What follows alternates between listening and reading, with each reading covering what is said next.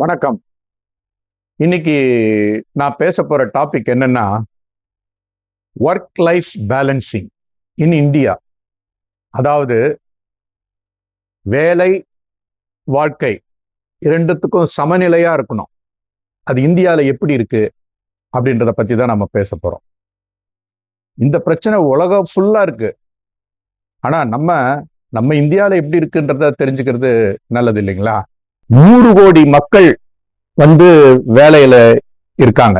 இன்னைக்கு 2025 ஸ்டாட்டிஸ்டிக்ஸ் பிரகாரம் 100 கோடி பேரு வேலை செய்யறாங்க இந்தியாவில் அன்றாடம்.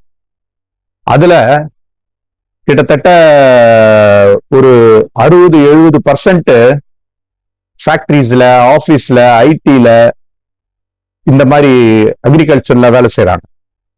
மீதி 35% அப்படின்னா அவங்க சுய தொழில், மற்றபடி மார்க்கெட்டிங் இந்த மாதிரி எல்லாம் வேலை செய்யறாங்க. ஸோ இப்படி பாக்குறச்ச இதுல விகிதாச்சாரம் பாத்தீங்கன்னா கிட்டத்தட்ட ஒரு 60-70% ஜென்ஸ் பாப்புலேஷன் வேலை செய்யறாங்க.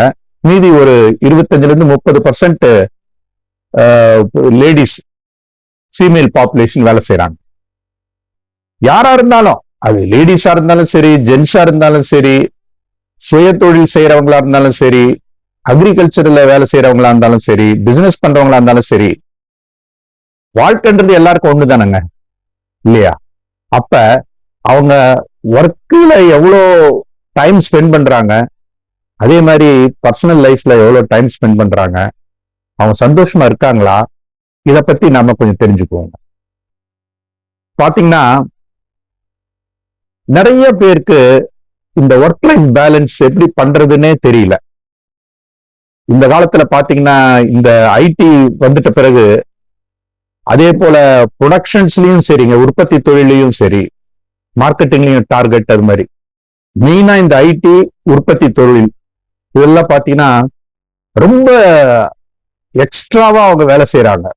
அது இளைஞர்களா இருந்தாலும் 16 வயசுல இருந்து 64 வயசு வரைக்கும் வேலை செய்யறாங்கன்றது ஒரு புள்ளியியல் சொல்லுது. எந்த வயதா இருந்தாலும் அவங்க ஓடிக்கிட்டே இருக்காங்க. காலையில இருந்து ஆரம்பிச்சாங்கன்னா வேலைக்கு, அவங்களுடைய ஒரு லேப்டாப்பா இருக்கட்டும், இல்ல அவங்க செய்ய வேண்டிய அந்த உற்பத்தி தொழில இருக்க வேண்டிய டேட்டாஸா இருக்கட்டும், அவங்க காலையில வேலையில ஓட ஆரம்பிச்சாங்கன்னா ஓடிக்கிட்டே இருக்காங்க. நைட் ஆகுது, நைட் வரைக்கும் வேலை செய்யறாங்க. சிலர் வீட்டுக்கு லேப்டாப் ஓபன் பண்ணி வச்சுக்கிட்டு பேசுறாங்க. இல்லைன்னா சிலர் உற்பத்தியில இருக்கவங்க மார்க்கெட்டிங் போன்லயே இருக்காங்க. குழந்தைகள், மனைவி, தாய்மார்கள், மாமனார், மாமியார், இப்படி எதுவுமே அவங்க பேசுறது கிடையாது. அப்படி பேசினாலும் ரொம்ப ஃபாஸ்டா முடிக்கணும் அப்படின்னு பாக்குறாங்க. இதனால என்னென்னலாம் பிரச்சனைங்க வருது? அவங்களுக்கு உடல் சோர்வு வருது, அவங்களுக்கு மனச்சோர்வு வருது, அவங்களால சரியான முறையில சாப்பாட்டுல கான்சென்ட்ரேட் பண்ண மாட்டாங்க, டக்கு டக்கு டக்குன்னு சாப்பிட்டு விட்டுறாங்க. இதனால அவங்களுக்கு உடல் வியாதி கூட, சீக்கிரத்துல சுகர் பேஷண்ட் ஆயிடுறாங்க, பிபி வந்துருது. இதெல்லாம் இந்த ஒர்க் லைஃப் பேலன்ஸ், இந்த நான் சொன்ன அந்த டாபிக் தான். ஒர்க் லைஃப் பேலன்ஸா நம்ம வச்சுக்கணும். அதாவது நீ செய்யற வேலையிலையும் நம்ம கருத்தா இருந்து வேலை செய்யணும். அதே போல வாழ்க்கையிலையும் நமக்கு முக்கியம், ஃபேமிலி ரொம்ப முக்கியம், குழந்தைங்க முக்கியம், நம்ம சுத்தி இருக்கவங்க எல்லாம் முக்கியம், அவங்களுக்கும் டைம் ஸ்பெண்ட் பண்ணணும். ரெண்டுக்கும் கரெக்டா டைம் ஸ்பெண்ட் பண்ணணும். இதுதான் ஒர்க் லைஃப் பேலன்சிங். இப்ப நம்ம எப்படி இதை பண்றது? இல்லைங்க, வேலை அவ்வளவு இருக்கு, வந்துட்டே இருக்குன்னா வந்துட்டே தான் இருக்கும். நீங்க உட்காந்துட்டு அங்கே நைட் ஃபுல்லா பண்ணிட்டு இருந்தாலும் இருந்துகிட்டே தான் இருக்கும். சோ அப்ப என்ன பண்ணோம்? நாமளே அதுக்கு ஒரு டைம் ஃபிக்ஸ் பண்ணிடணும். ஒரு நேரத்தை, அளவை ஃபிக்ஸ் பண்ணணும். இதோட இந்த ஒரு 7 மணி, 6 மணி, 7 மணி இதோட முடிச்சுட்டு க்ளோஸ் பண்ணிட்டு, அடுத்த நாளைக்கு அதை என்னென்ன ப்ரையாரிட்டைஸ் பண்ணணும், டைம் மேனேஜ்மெண்ட் ஃபாலோ பண்ணணும். இதெல்லாம் பண்ணிட்டு என்ன பண்ணுங்க, அதை மூடிட்டு வீட்டுக்கு வந்துடணும். இப்ப பாத்தீங்கன்னா இன்னைக்கு இருக்க சூழ்நிலையில டிராபிக்ல, கார்லயோ பைக்லயோ வீட்டுக்கு சேர்றதே பெரிய பாடா இருக்கு. அதுக்கப்புறம் மறுபடியும் வேலையெல்லாம் செய்யக்கூடாதுங்க. குழந்தைங்களோட கொஞ்சலாம், பெரியவங்களோட கொஞ்ச நேரம் பேசலாம். அதுக்கப்புறம் அன்றாடம் பாத்தீங்கன்னா கொஞ்சம் உடற்பயிற்சியும் செய்யணுங்க.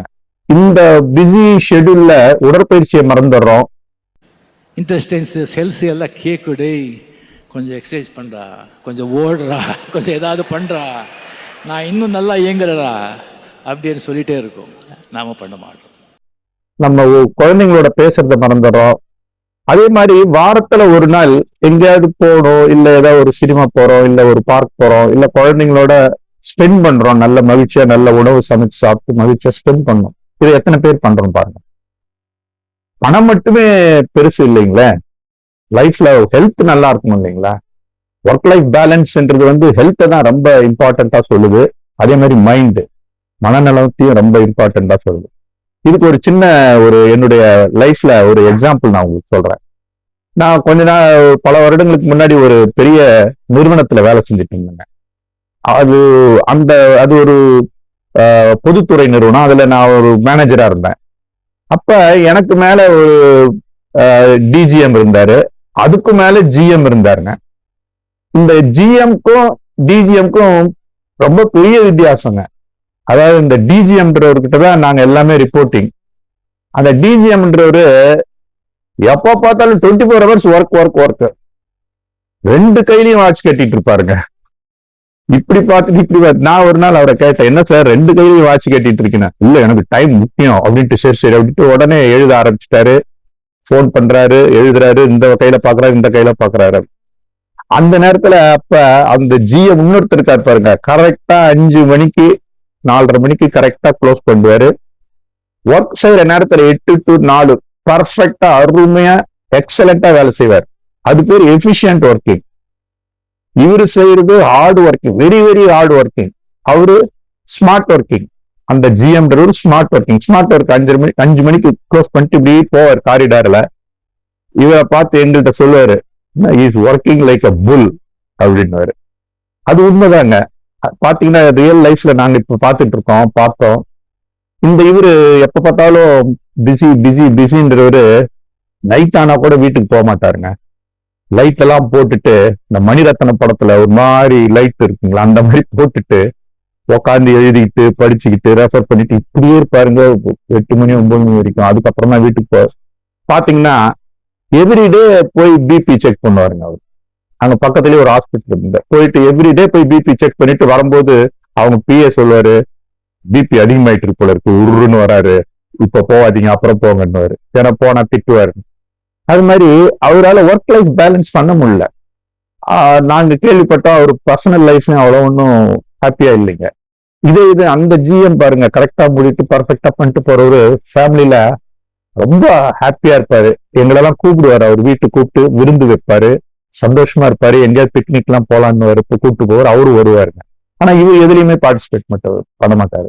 Work work work. கடைசி இன்னைக்கு பாத்தீங்கன்னா கடவுள் புண்ணியத்துல அந்த நல்லா ஸ்மார்ட்டா ஒர்க் பண்ணி ஒர்க் லைஃப் பேலன்ஸா பண்ணவர் 90 வயசு ஆக போதுங்க. இன்னும் நல்லா இருக்காரு, உடுப்பில இருக்காரு, நல்லா இருக்காரு. ஆனா இந்த ஒர்க்குன்னு இருந்தா பாத்தீங்கன்னா 2 வாட்ச்லாம் கட்டிட்டு அவர் ரிட்டையர்ட் ஆனதுமே கொஞ்சம் வருஷத்துலயே இறந்து போயிட்டாரு.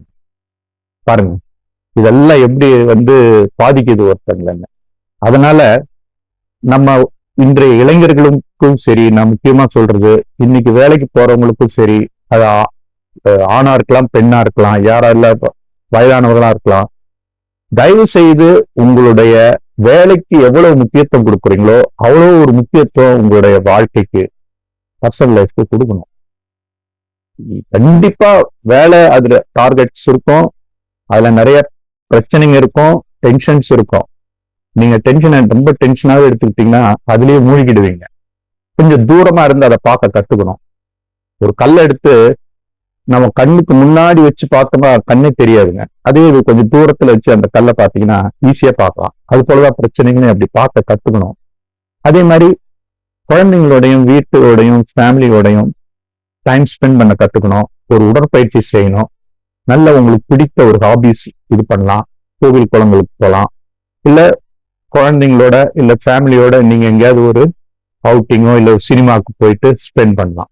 ஸோ இப்படிதான் நம்ம ஒர்க் லைஃப் இது பண்ணணும். அதே நேரத்தில் ஒர்க் வரும்போது ஒர்க் பண்ணணும். ஸோ இதை நம்ம புரிஞ்சுக்கிட்டோமா நம்முடைய ஒர்க் லைஃப் பேலன்சிங் ரொம்ப அருமையா இருக்கும், வாழ்க்கை ரொம்ப இனிமையா இருக்குங்க. வேறு ஒரு தகவலோடு நான் உங்களை சந்திக்கிறேன். இந்த தகவல் உங்களுக்கு பிடித்திருந்தா லைக் பண்ணுங்க, மற்றவங்களுக்கு ஷேர் பண்ணுங்க. இதே போல தகவல்கள் மேலும் உங்களுக்கு கிடைக்கிறதுக்கு என்னுடைய சேனலை சப்ஸ்கிரைப் பண்ணுங்க. நன்றி.